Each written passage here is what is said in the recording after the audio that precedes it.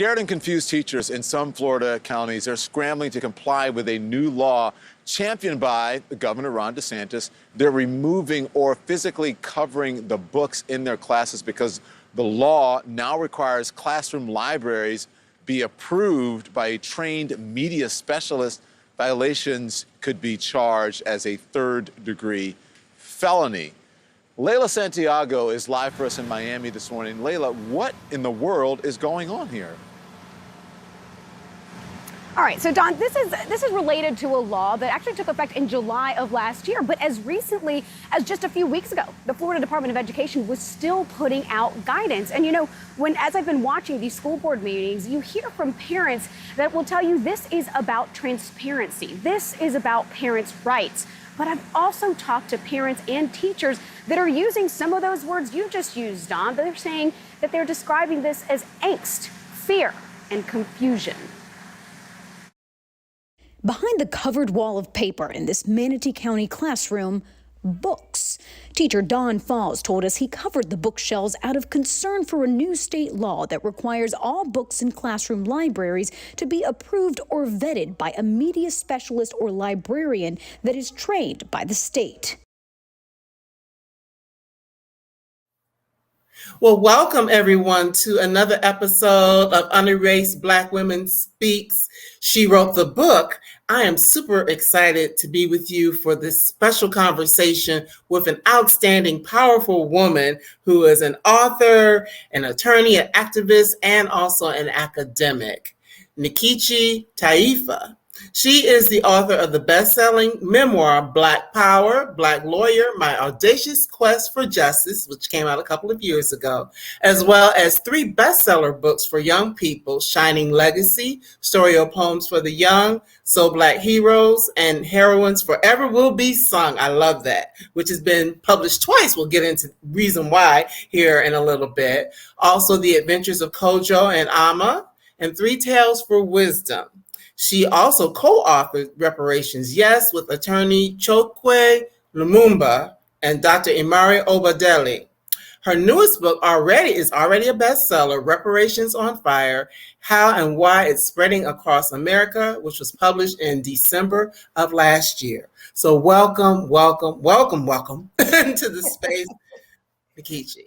I'm so glad to be with you, Marcy. How are you today? I am doing great. And I just am really enthralled with your life, your story. I had a chance to watch the TED Talk that you did a couple of years ago or a year or so ago. So I'm really anxious to get into it and talk to you about your work and specifically as it pertains to the books that you have written.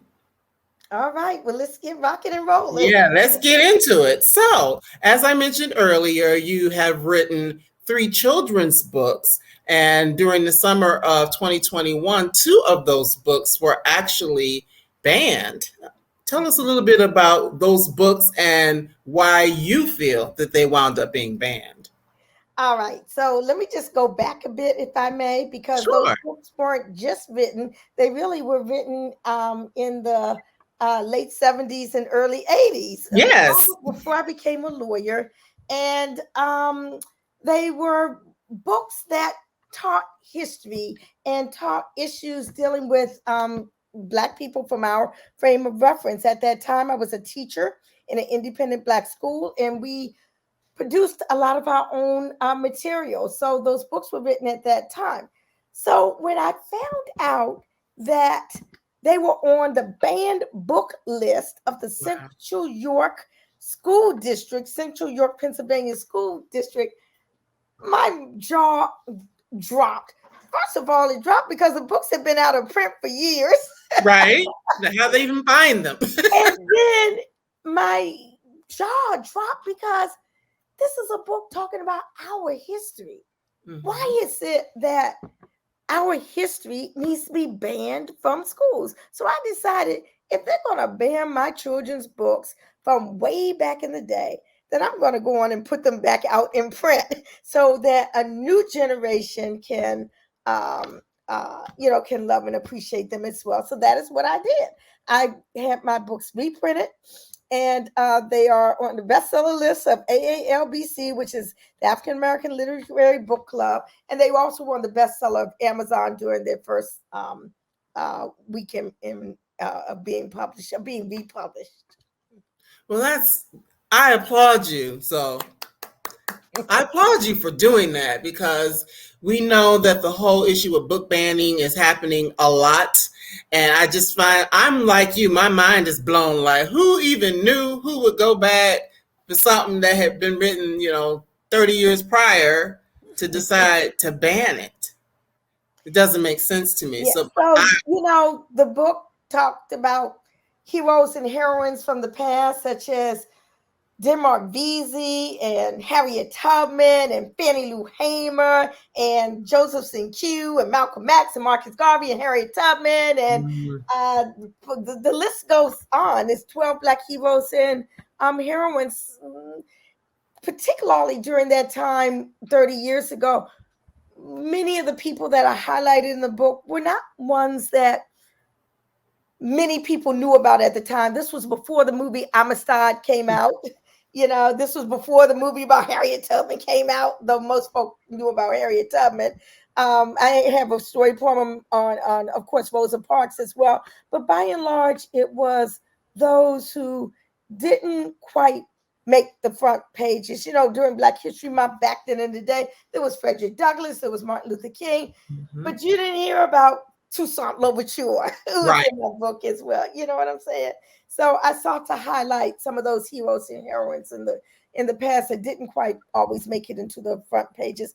I don't know whether that's the reason why the books were banned. And within that book also, there were 3 short stories. Okay. One was called Ayana, which is an Afrocentric take on the Cinderella story, shall we say. Another one was called, it was about Marcus Garvey, how a young boy growing up in Harlem learns the story of the mighty Marcus Garvey. And, and another one was dealing with African proverbs and how wisdom was learned through encounters with spiders or animals or whatever different things that were part of proverbs.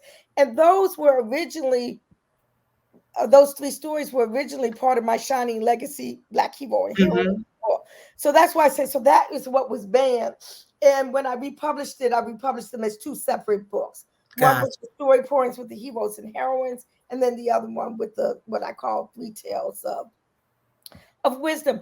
And just to give just a little flavor, I call them story points because they were stories about our history, but they were in verse. And this was all before rap. I'm telling you, this was like over 30 years ago. But I'm just going to do from memory, maybe just a tidbit from 1 or 2 of them. Let's try. Listen to the legend. Wait, I'm trying to remember my brain. I'm doing this totally from memory. Let's try Rosa Parks. Sister Rosa Parks, strong and bold, standing by the bus stop, tired and cold. Along comes the bus with its Jim Crow laws, which seems like a prison with invisible bars. Well, Miss Parks got on that bus and went straight to the back where the Alabama law said was a place for blacks. Looking in the back, she didn't see no seats, so she sat down near the front. And actually the story poem changed also. Because 30 years ago, the theme that was out there was Rosa Parks was what? She was tired. Right. She sat down there, but that is not what the situation really was. She wasn't tired. She was an activist. She was a fighter. She was part of the civil rights movement. And there's a recent documentary out that was part of a book called The Rebellious Life of Rosa Parks. I'm familiar with it. The story became more understandable, in the public media, my story poem changed as well. So instead of saying she had poor, tired feet, it changed to something different. So why would something like that be banned? Right. Well, as you mentioned, some of the people that were covered in the book, I kind of understand why it probably happened. Because a lot of those people, they were activists, they were very strong, they were very vocal about things. And those are the exact types of things that folks don't want us to know about. But So, it's a part of history. oh, I know that. And You yeah. know that. But there are people who don't want, others to know that. But once again, I applaud you for, deciding that this is important enough to go ahead and make sure that these stories get back out there and that these stories are told. But, just thinking about the fact that it happened 30 years ago, it just really makes me wonder, like, who is going and digging quite that deep to look for things that weren't even out in the atmosphere at the time that they decided to ban them. Yeah. And so which really made me know that they really hadn't even read the book when they did say they just saw the title. And the title was part of a curriculum, a supplemental curriculum that the school committee wanted as supplemental material. So my books were part of that curriculum. So they hadn't even read it because it had not even been in print in years. We're talking about more than 30 years. I'm talking about late 70s, early 80s. Right. Well, once again, kudos to you for going ahead and putting them back out there, and they're available for people who want to read the stories and to understand what it is that you're sharing with the children. And for some of us as adults, I'm sure we're going to learn something from them as well. So as you have written several books, I also want to talk about your Black Power Black Lawyer, which came out a couple of years ago. My Audacious Quest for Justice. So what was it that prompted you to actually write a memoir to tell your story? Yes, well, I sat at the feet of giants, shall I say, the ancestors now, and many of the names you don't even know because they've kind of been swept from history's pages. But I learned a lot from them, and many of them didn't leave a record of things that they were about and the movements that they were a part of. But I learned from them, and I said, I want to make sure that I share some of those stories from what I learned and put out my memoir so that people don't have to search and grope around. Marcy, there's a lot of talk about reparations now today. And one of my mentors was Queen Mother Audley Moore. Again, a name that most folk do not know, although there is a biography coming out on her next year written by a historian, an academician, Ashley Farmer, dealing with Queen Mother Moore. But she influenced just about every single reparations movement in the 20th century. She was a part of the Garvey movement back in the 1920s. Yeah, we're talking about someone who was active her whole life until she passed at the age of 97. She influenced Martin Luther King. She influenced Nelson Mandela. She influenced the Black Panther Party. She influenced the Republic of New Africa, Nation of Islam. The list goes on and on. And I learned a lot from her. I learned a lot from Imari Abubakari Obadeli. And again, these were movements, that most folk would consider on the fringe of society, what we call the Black radical tradition, from which Black Lives Matter, all of this movement of young people that were coming up now. Well, the first BLM was the Black Liberation Movement, and now it's Black Lives Matter. But these are some of the roots of that. I came up with the making sure Black studies will be in the schools. Now they're taking Black studies out of the schools. Yes. In the 70s, our fight was for Black studies to come into the school. I came up with the anti-apartheid movement and lobbying against apartheid in South Africa.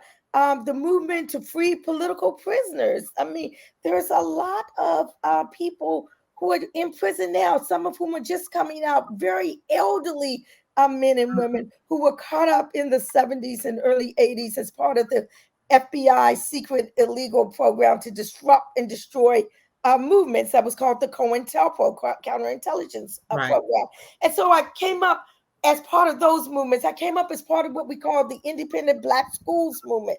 And as I said, I used to be a teacher in an independent Black school, which was like a take off of the freedom schools from the civil Right. rights, Right. era. So all of that is part of my book, my memoir, Black Power, Black Lawyer. And the first whole part of the book really is that Black radical Yes. tradition, okay, of which I learned from and was part of. And the second part is me being a Black lawyer, and I'm still a Black radical, but I'm a lawyer. I'm part of the system, shall we say? Okay. But it's talking about maneuvering those different parts of my life. But it's a very authentic book because there's a lot of personal stuff in there as well.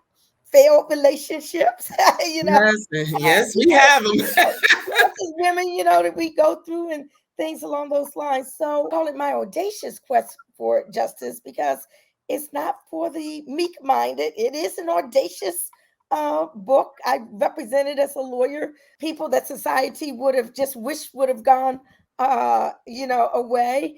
I did this just been a lot as part of my career, I guess you could say, and it's all in that book, Black Power, Black Lawyer, my audacious quest. That really sounds exciting. A lot to share. You have a life that you've seen a lot, experienced a lot, learned a lot just throughout your life, sat at the feet of giants, so we really look forward to diving into that for those who haven't had an opportunity to do so. But you did mention reparations. Now, I know that one of your first books was one that talked about reparations that you also have kind of rewritten or included in the newest book, Reparations. No, actually, yeah, Reparations on Fire. Is the new Yes, one. you can fix that. April, Reparations on Fire is the new book that just came out. And the reason why I wanted to really get that book out because my original book on reparations, which I co-authored with Imari Obadele and Chokwe Lumumba, you might know the name Chokwe Lumumba because that's the name of the current mayor of Jackson, Mississippi. But I'm talking about his daddy. I co-wrote the book with his daddy, who was mayor of Jackson before his son became mayor. And that book was written in 1987. Well, that book was also part of the banned book list of the Central York, Pennsylvania School District. Mm-hmm. And again, that 1987 book had not been in print in decades. In fact, I did a search and I was on Amazon and somebody was selling their individual copy for like $800. I said, wait a minute, it's time for me to go in and just put the book out at a reasonable cost of price.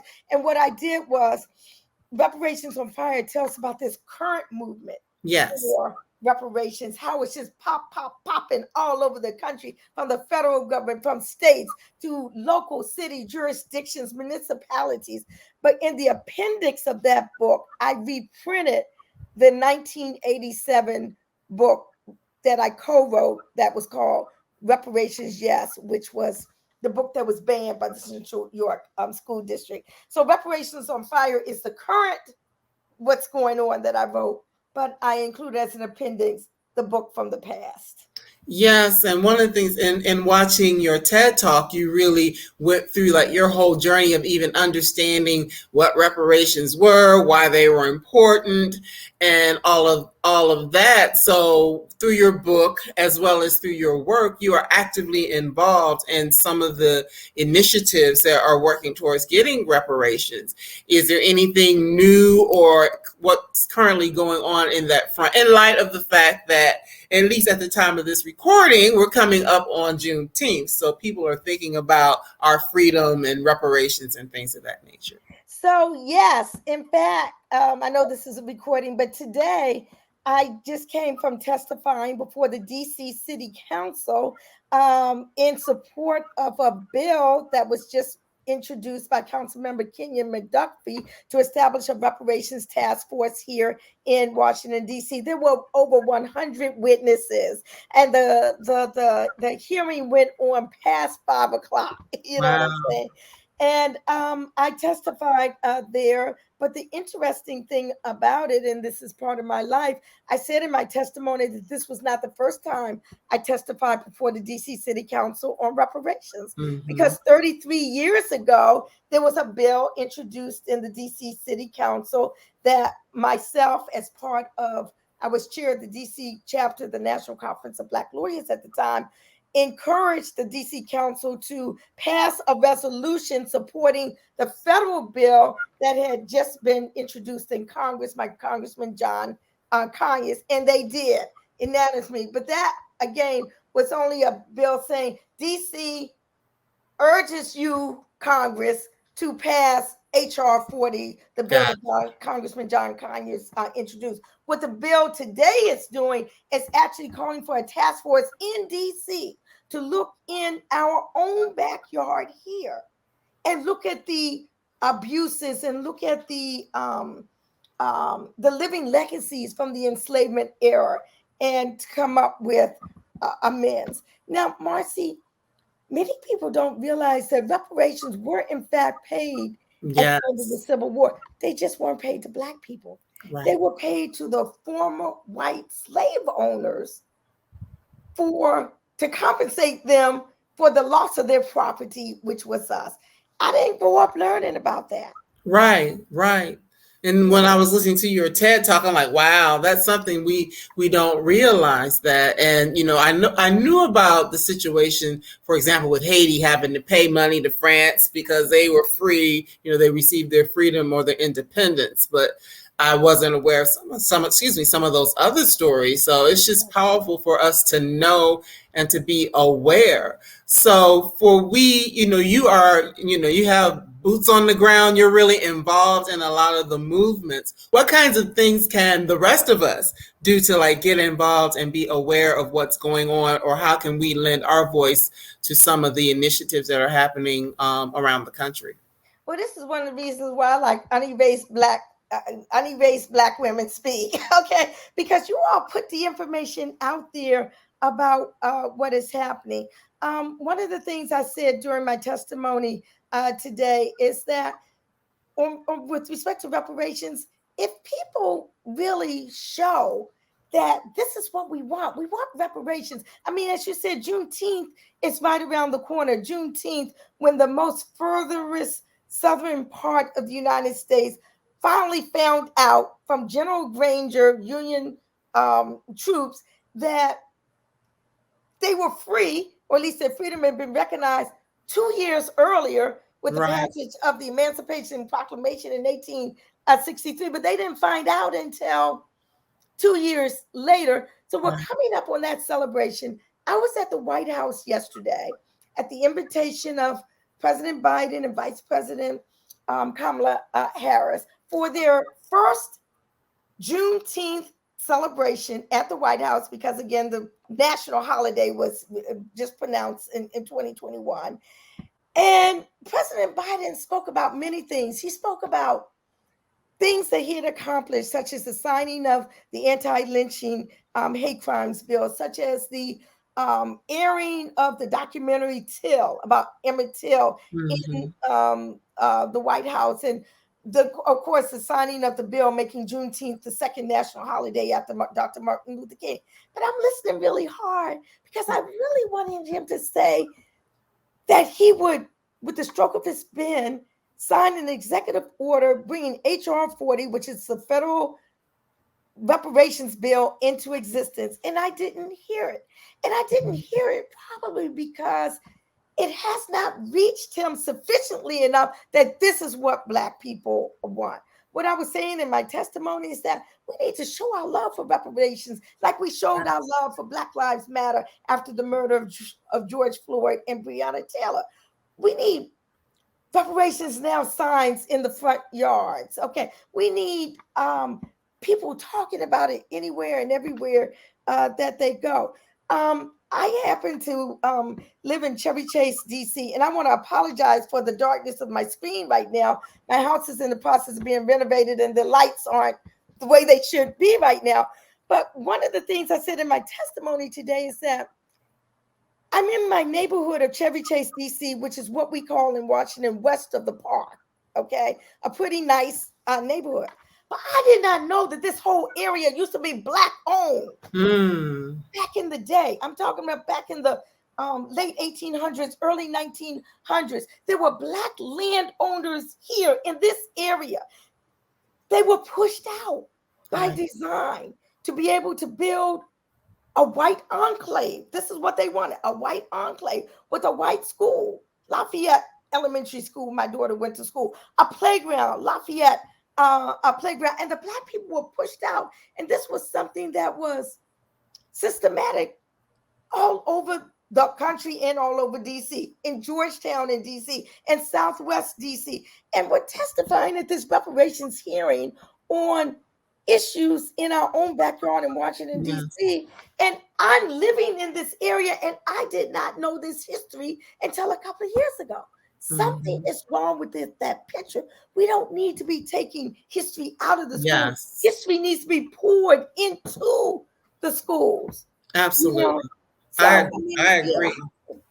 I agree wholeheartedly with that. Now, I noticed that actually just a few days ago in the state of Illinois, there was a bill signed about banning the book bans. But as I looked closely, it really was about banning book bans in public libraries. It still doesn't ban the book bans in schools and things of that nature. So what are your thoughts on just the whole thing with book banning, and even in that vein as well, things that we can do to try to prevent that or speak up and out about our stories, our history, our things being taken out of away from public consumption, basically?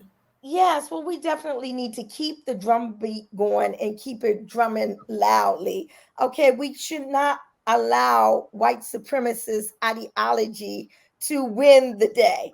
I mean, you know, we have issues with voting rights being slashed. We have all these issues going on. And then on top of that, this whole onslaught against critical race theory, which is something that's on the law school level. And Not children. Even if it was on the lower level. I mean, I'm just saying, we need true history, because Black history is American history as well, and it does not need to be whitewashed. I have a little sticker on my door that says, "I read banned books." Yeah, I mean, I'm just saying. I would say this: when my books were republished after they were banned, it was. I think that's why they soared to the bestseller list. Exactly. Because people was wondering, well, why do they want to ban this book? You know, why are they banning these books that are teaching, you know, true history? So more and more people are flocking to them. So I'm hoping that is what happens. I hope that is what people do, and not just books. There needs to be depictions of true history all throughout the media, multimedia, and the like. Absolutely. I agree wholeheartedly. And for us as readers, I think the important thing for us to do is, number one, to support Black authors and authors who are telling the stories of our history, or even if it's current day, because there are things that are current day that are getting banned as well. But as we find out who those writers are, what those stories are, that we go and support those books, because it's not necessarily that they aren't being sold. It's just they are being taken out of certain spaces. So I think it's important for us to support those who are falling onto those lists, number one, and as much as possible. And I know it's hard for some of us because we're used to our fast deliveries. Yeah. But as much as possible to be able to support Black-owned bookstores. You know, if you don't get it directly from the author themselves, go to a Black-owned bookstore, whether it's online or in person, to be able to. That's another way to keep those dollars in our community and circulate, the Black wealth and all of that in that way as well. Absolutely. Yes, indeed. Yes, indeed. So yeah, I think was there anything that I didn't ask you, since it's going to get edited? Was there anything that I didn't ask you that you would like to share? it's just getting darker and darker. Yes, ma'am, it is. I'm sure they can probably fix that a little bit, do a little Oh magic. God, dang. So Let me see. I don't know. I think you kind of went pretty comprehensive. there is something I can ask you that I Yeah. didn't ask.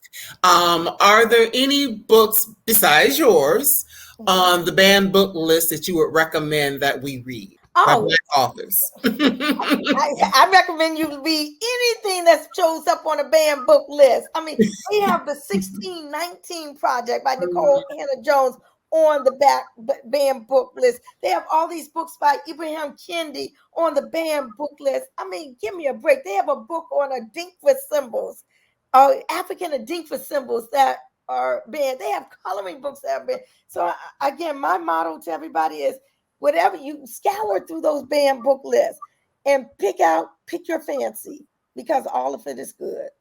All right. They banned just about all of Toni Morrison's books. Yes. I mean, it's kind of mind blowing, and it's mind blowing because I came up in the era where there weren't any Black books at all. Same. Reason why I wrote some of my children's books, because all we had back then in the day was the White Dick and Jane and Spot the Dog. That's what we had. Very true. So I wrote a book called The Adventures of Kojo and Amma, and they had the black cat Sheba who brings good luck. You know what I'm saying?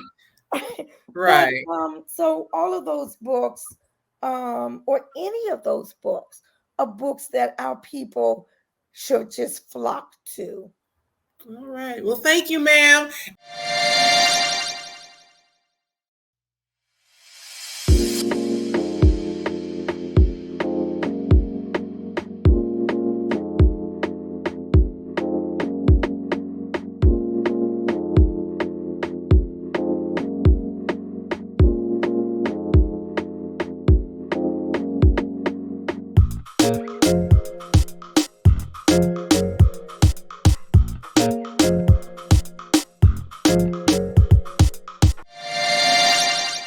Black women's voices are often muted or erased. Our solution? Unerased Black Women Speak. We are a public engagement initiative committed to shaping narrative and creating content that amplifies Black women's voices and their civic activism. We partner with Black women to be seen, heard, and felt in the public square. Hear us speak. We support Black women organizing for nonpartisan electoral power by providing space for public conversation, from spotlights and storytelling to our sister civic circle.